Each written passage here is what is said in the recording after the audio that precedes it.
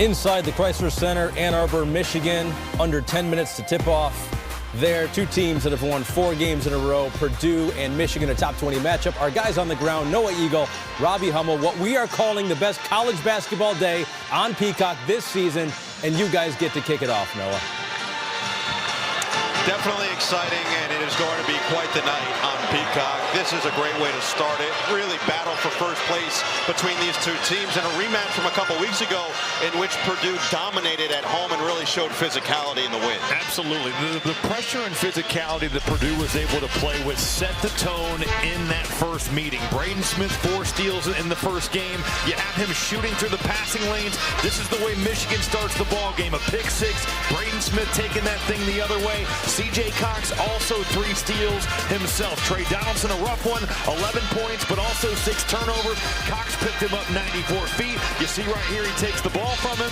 Purdue forced 22 turnovers in that first meeting. Certainly their pressure and physicality, the big difference that set the tone. 14 of those 22 came off of steals alone. 29 points off those turnovers.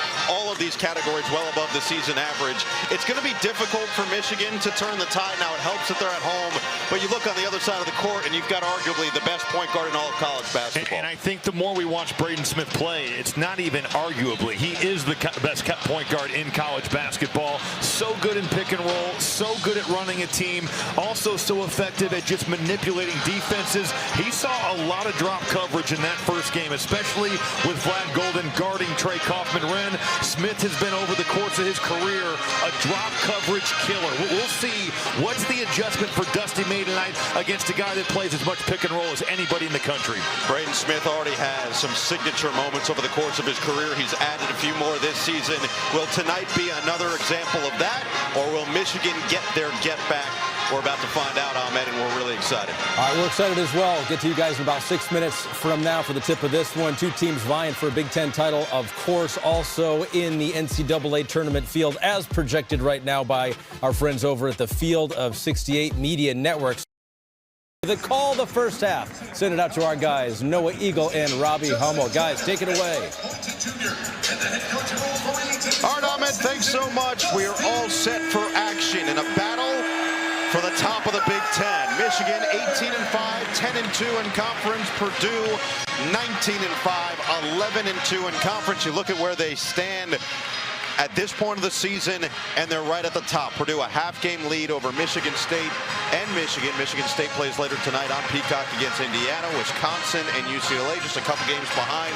But the implications of this matchup and this rematch from a couple weeks ago are as high as it gets. Well, no question. And you look at who is at the top of this league. It's Purdue, it's Michigan State, it's Michigan. These are the games you want to play in, and as fans, you want to see. And down the stretch, we've got great matchups across the board.